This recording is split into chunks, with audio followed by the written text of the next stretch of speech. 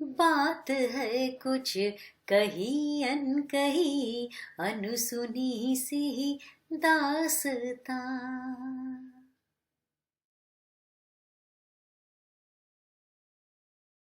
नमस्कार।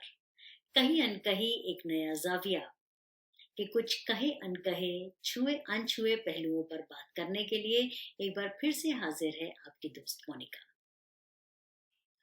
पोषण और स्वाद का हमेशा से ही 36 का आंकड़ा रहा है।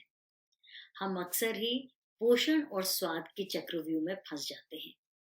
बच्चे बूढ़े जवान सभी इस मायाजाल में फंसे और जूझते नजर आते हैं।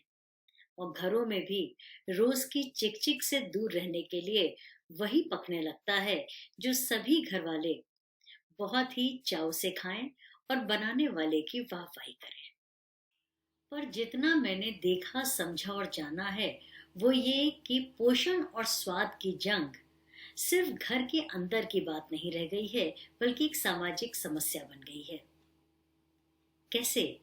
वो ऐसे कि हम अपने घर में जो बनाते हैं वो तो एक बात है, लेकिन बच्चों के टिफिन्स में क्या जाएगा, या यूं कहें कि बच्चे अपने टिफिन्स में क्या ले जाना चाहेंगे, वो एक दूसरी बात है। अक्सर ही मदर्स भी पीयर प्रेशर्स का सामना करती हैं।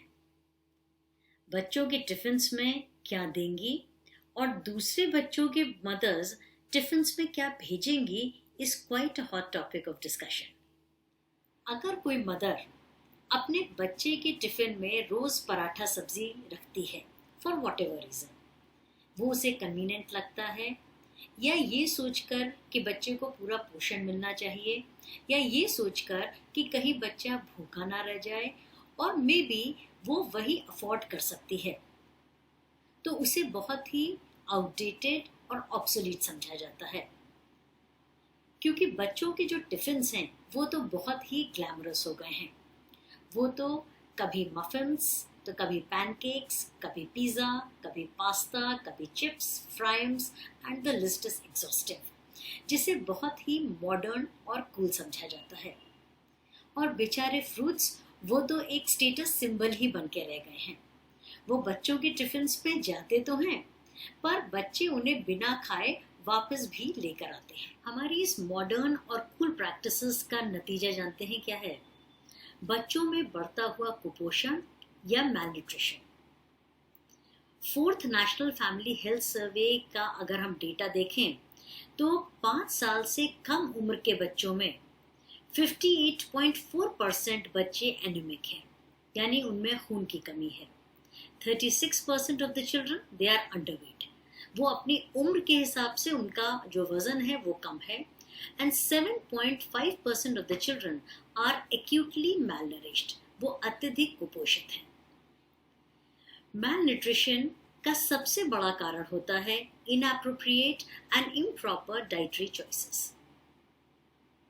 मैल न्यूट्रिशन किसी भी उम्र में हो सकता है, इससे कोई फर्क नहीं पड़ता कि आप अमीर हैं कि आप गरीब हैं, लेकिन हाँ, इसका सीधा असर आपके मानसिक और शारीरिक क्षमता, that is mental and physical capability पर पड़ता है, जो कि आगे चलकर आपकी इकोनॉमिक प्रोडक्टिविटी, दैट इज आर्थिक क्षमता पर भी असर डालता है। हमारा आज के एसबीसीसी प्रिंसिपल है सोशल इन्फ्लुएंस।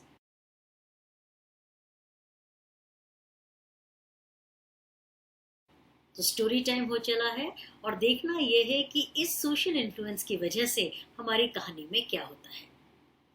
आज मैं आपको कहानी सुनाऊंगी शबनम और जुनैद की, जो कि एक मिडिल क्लास फैमिली को बिलोंग करते हैं।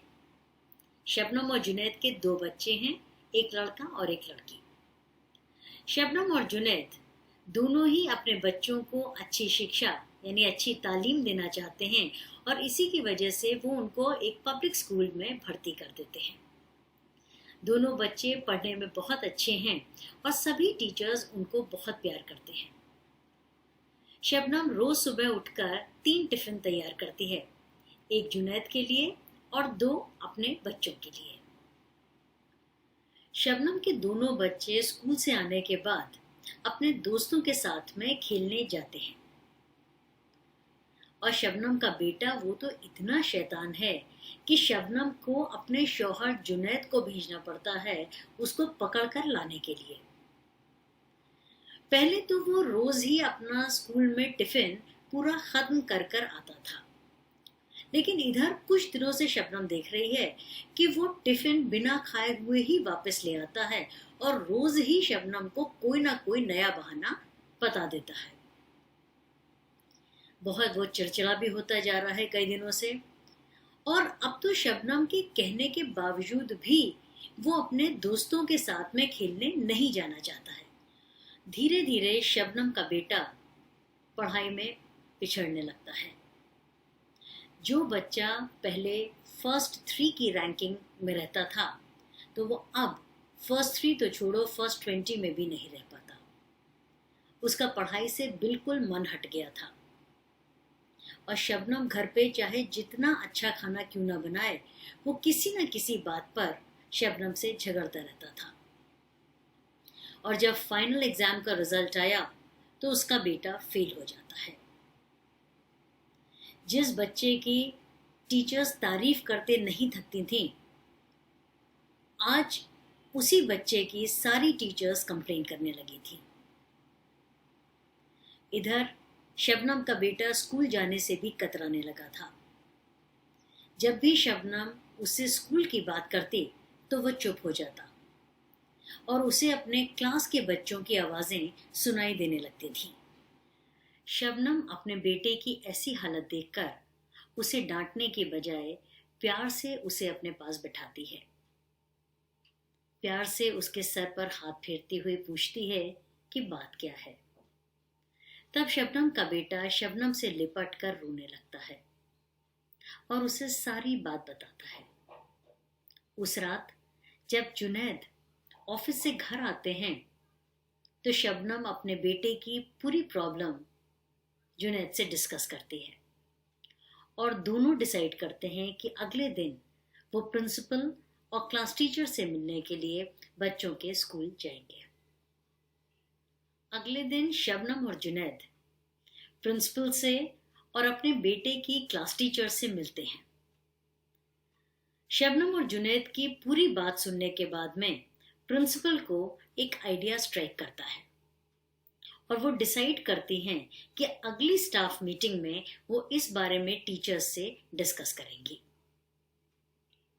जब नेक्स्ट स्टाफ मीटिंग होती है तो प्रिंसिपल सभी टीचर्स से कहती हैं कि इस बार जब एनुअल कैलेंडर बनेगा तो प्रोग्राम्स को और बेहतर करने के लिए हम एक पोषण मेला ऑर्गेनाइज करेंगे बच्चों के लिए, जिसमें सिर्फ बच्चे ही नहीं उनके पेरेंट्स भी पार्टिसिपेट करेंगे। और इसके लिए सभी क्लासेस के लिए 2-2 टीचर्स की टीम बनाई जाती है।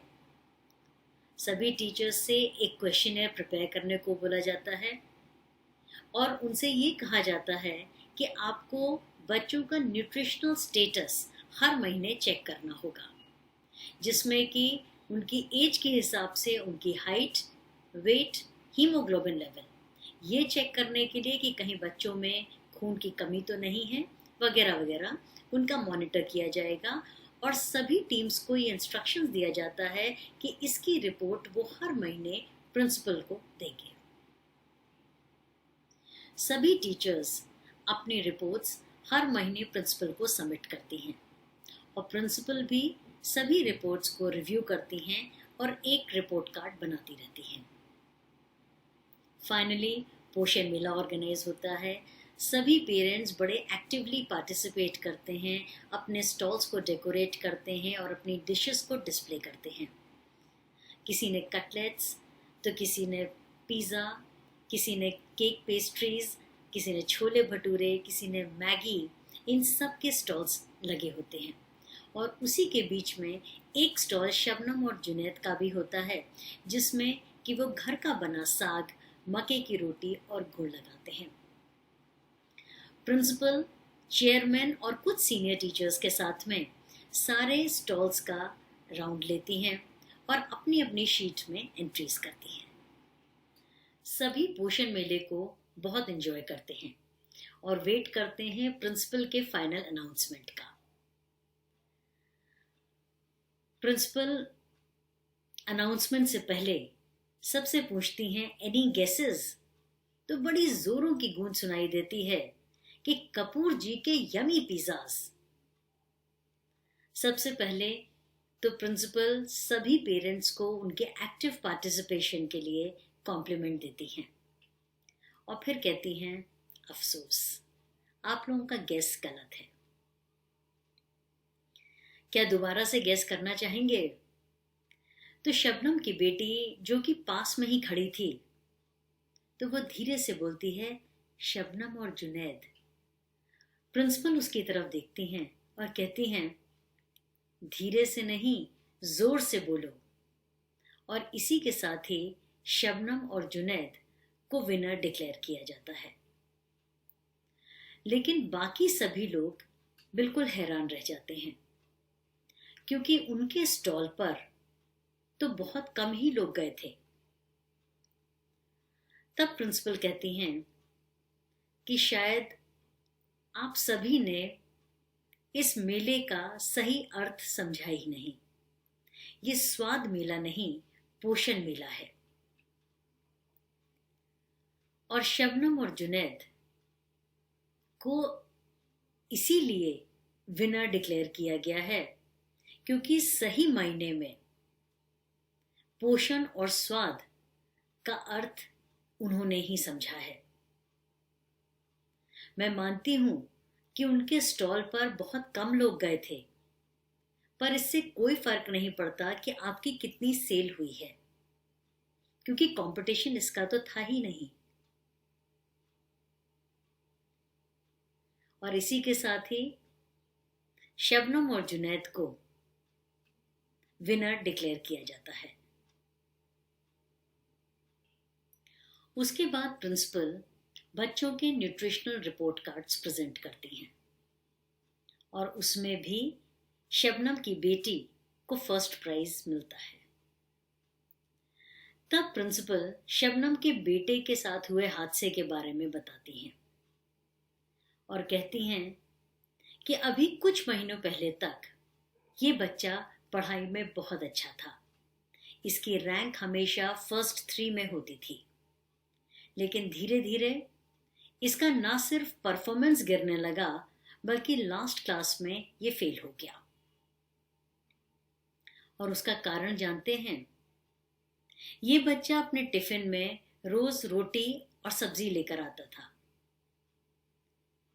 तो जब भी ये टिफिन खोलता था, बाकी बच्चे इसका मजाक बनाते थे, क्योंकि उनके टिफिन्स में कभी सैंडविच तो कभी मैगी, कभी पैनकेक्स, कभी चिप्स, फ्राइम्स वगैरह वगैरह होते थे। और इसलिए इस बच्चे को अपना टिफिन खोलने में शर्म आने लगी और इसीलिए ये बच्चा बिना टिफिन किए हुए ही घर वापस ले जाता था। यही नहीं, इस बच्चे का इस बात पर भी मजाक उड़ाया गया क्योंकि ये नाशपाती का इंग्लिश वर्ड पेयर नहीं बता पाया था। प्रिंसिपल कहती हैं कि इस पोषण मेले ने एक बात साबित कर दी है कि पोषण और स्वाद एक दूसरे के कॉम्पिटिटर्स नहीं हैं। अगर हम चाहें तो हम पौष्टिक भोजन को भी स्वादिष्ट और अट्रैक्टिव बना सकते हैं। और साथ ही साथ में वो ये भी कहती हैं कि जो मैंने न्यूट्रिशनल रिपोर्ट कार्ड्स देखे हैं, उसको देखने के बाद मैंने और चेयरमैन साहब ने ये डिसाइड किया है कि from the next academic year nutritional status of the children भी एक पैरामीटर होगा बच्चों के नेक्स्ट क्लास प्रमोशन के लिए। प्रिंसिपल का ये अनाउंसमेंट सुन के सभी पेरेंट्स दंग रह जाते हैं।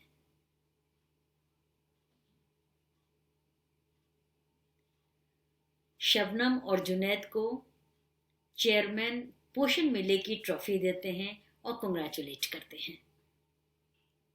बच्चों के टिफिन्स को अट्रैक्टिव जरूर बनाना चाहिए, लेकिन कहीं ऐसा तो नहीं कि बच्चों की जिद के आगे हम उनके न्यूट्रिशनल स्टेटस के साथ में कॉम्प्रोमाइज कर रहे हैं। बच्चे तो जिद करेंगे ही, लेकिन एज एल्डर्स, एज पेरेंट्स, ये हमारी रिस्पॉन्सिबिलिटी बन जाती है कि हम बचपन से ही उन्हें हेल्दी ईटिंग की तरफ गाइड करें और पौष्टिक भोजन को कैसे स्वादिष्ट और अट्रैक्टिव बनाया जा सकता है इसके बारे में उनको बताएं, ना कि तब जब कोई मेडिकल इमरजेंसी हमारे सामने आ जाए। उम्मीद करती हूँ आज का एपिसोड आपको पसंद आया होगा, तो मेरे चैनल को लाइक और सब्सक्राइब करना मत भूलिएगा और अपने कमेंट्स ज़रूर देते रहिएगा। आप चाहें तो मुझे लिख भी सकते हैं @kahiandkahi2020@gmail.com। अगले एपिसोड में फिर मुलाकात होगी। तब तक के लिए कहीं अनकहीं एक नया जाविया की पूरी टीम की ओर से नमस्कार।